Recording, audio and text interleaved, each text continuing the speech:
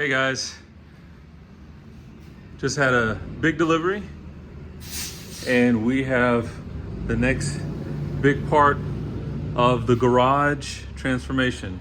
So yeah, that's gonna be fun. Welcome back to the channel, everyone. Oh man, guys, you guys see I have an empty garage and a really cool project behind me. So hopefully you guys are ready for this. I don't know, some of you guys might have seen it in one of my past videos where I actually we took delivery of the lift. So I'm really excited about this. I'm gonna turn the camera around and show you guys what we have. Well, as you guys can see, I've started to make some progress here. I've got the the posts out of the crate. So that was a lot of work in and of itself.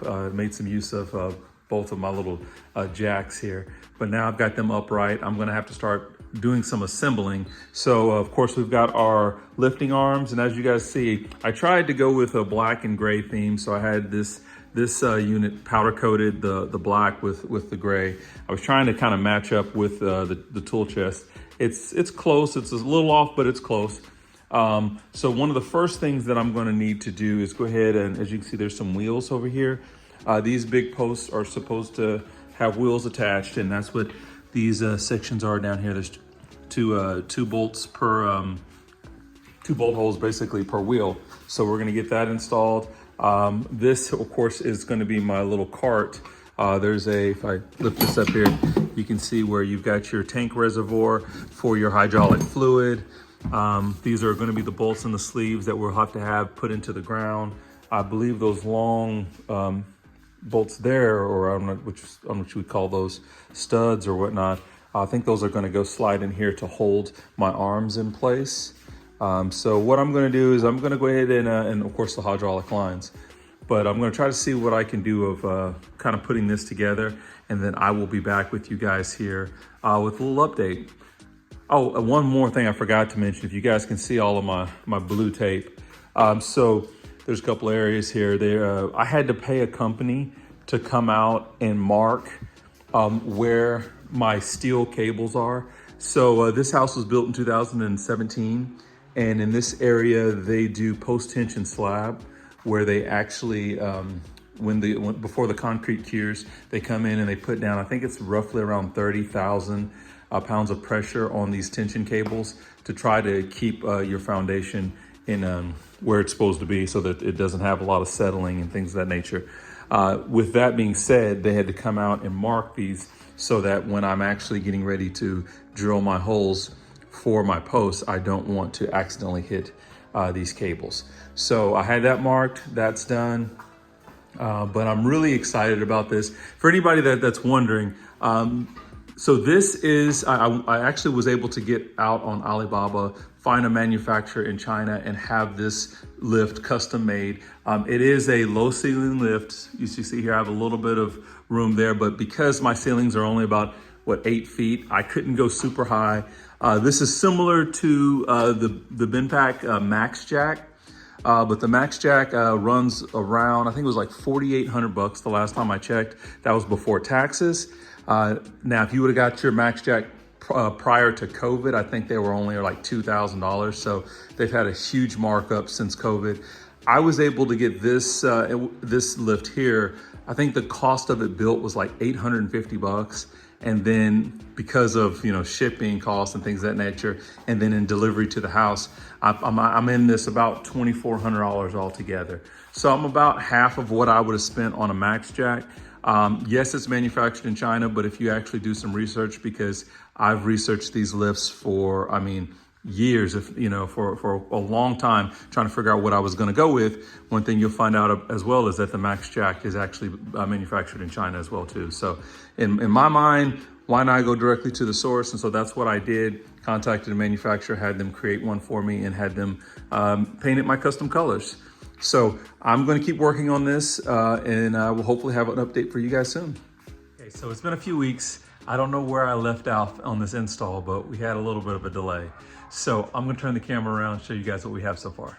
So this side, this post here has already been installed.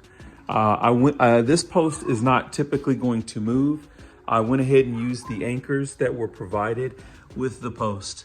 And those are, see if I find my tool. I I think I put those in a different package, but there's some, I may have already shown you guys those, I don't know, but they are some anchor bolts that are what they call wedge style anchors. I did not want to use that for the posts that would be mounted here because they would leave roughly about a 2-inch post standing above the ground, a little stud standing above the ground. There's maybe about 6 of them, and I did not want that. So what I did is I went and bought these, what they call these drop-in anchor sleeves. This is what they actually provide with the Max Jack kit as well too. So I picked that up, grabbed some bolts as well too. So I think my bolts are here in my Lowe's package, washers. So what we're gonna do is we're gonna get those hammered into the ground. So first of all, we're gonna have to use a little bit larger drill bit. So I had to buy a new drill bit, so I have that as well too. We're gonna go ahead and get the drills made, the holes made, I apologize. I'm gonna go ahead and move that post back on over here, and so that we can get everything lined up and get it started so that we can finish this install. So you guys can see I've got the second post moved into location. This is actually the width that I need to be able to put the F10 in the air as well as the X5. This will work out perfectly. So all we need to do now, again, that's why I taped this off to make sure it was in the right location. But all we need to do now is run down the bolts, drill the bolt holes for that, put these sleeves in place. We're actually gonna use some epoxy as well too on these sleeves to make sure that they stay exactly where we need them to. Unfortunately, I did not use epoxy on these wedge anchors, but if they ever start to move, I will pull them out and we'll epoxy them as needed. So as you can see, guys, we've got both posts mounted now. So I think last time I showed you guys was right before I went on vacation. We drilled out the holes here, went ahead and used some epoxy as well and made sure we had those sleeves epoxied in place. I just went ahead and finally put the post in place. So the epoxy, everything's been setting up for a little over a week, but I decided to go ahead, we'll try our first initial lift here with the lift. So I'm gonna do it first of all without the weight of a vehicle on it, make sure everything's operating properly, and then we'll go ahead and put the car on it as well too. But again, epoxied these sleeves into place, torque these bolts down to, I believe it was 90 foot-pounds is what it was called for those bolts there. The actual wedge anchors, of course, and it's one of those things, it's completely different, right? And with metric, it required 80 Newton meters. So that has been torqued down as well too. And I've got a little piece of metal that I'm using just because I had to make sure that we were level as much as possible. So that should be perfectly level now. And we'll give it our first initial try. So I'll be back with you guys here in just a second. So I'm gonna show you guys real quick. As you can see, it's starting to rise here. I was trying to figure out how to make this function. Apparently at the moment, you press and hold this button and press and hold the green button at the same time. I think that's a little bit cumbersome. Not sure why it's that way, so I will take a look at that and see if I can figure that out, but we will give it a shot real quick. I'll show you guys how it works. Press, there we go, and it's going up.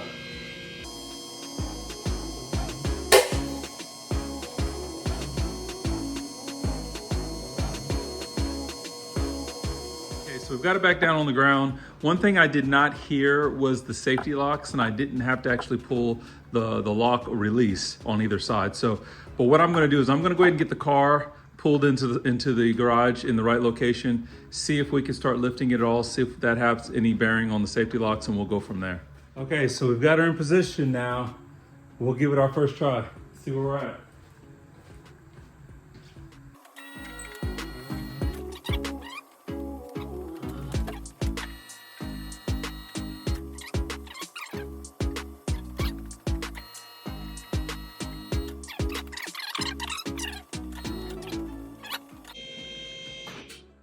Probably about where I cap out. So, see here, we get you off the tripod here. You guys can see she's in the air. Have a little bit of room up top, of course with the garage door open, but we'll be able to see what we can do with the garage door shut. With the garage door shut, we're gonna get considerably more height there, but My only concern right now is just the locking mechanism. So I may have to reach back out to the manufacturer because I'm not hearing them lock. I lower it back down. Just shut the garage door. I'm gonna send it up as high as I can just to see what that looks like, and then we'll bring her back down. But again, not hearing locking happening right now with the lift. So I will have to look into that and figure out what's going on. All right, I'm stopping there. She's definitely high enough. Just a little bit of room up there at the top to take it a little bit higher, but that's plenty. But yeah, really excited about that. Again, now we're gonna lower it back down. So back on the tripod.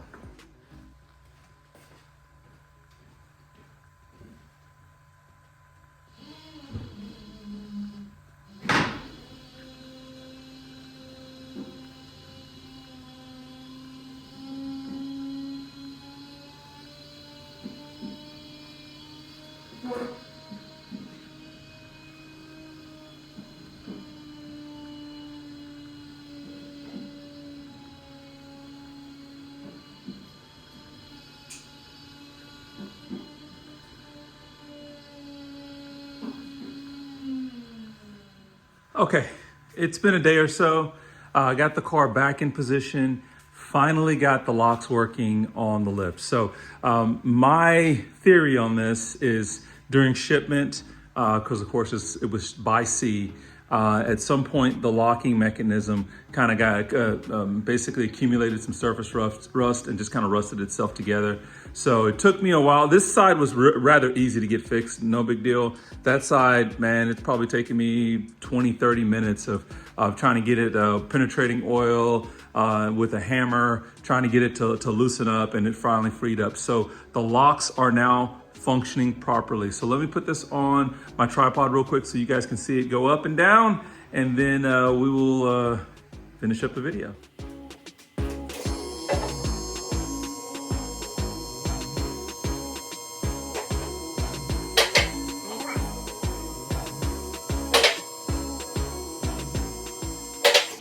So at this point, it's actually locked. And so if I were to release, it is now resting on the locks safely, no concerns. We're good to go.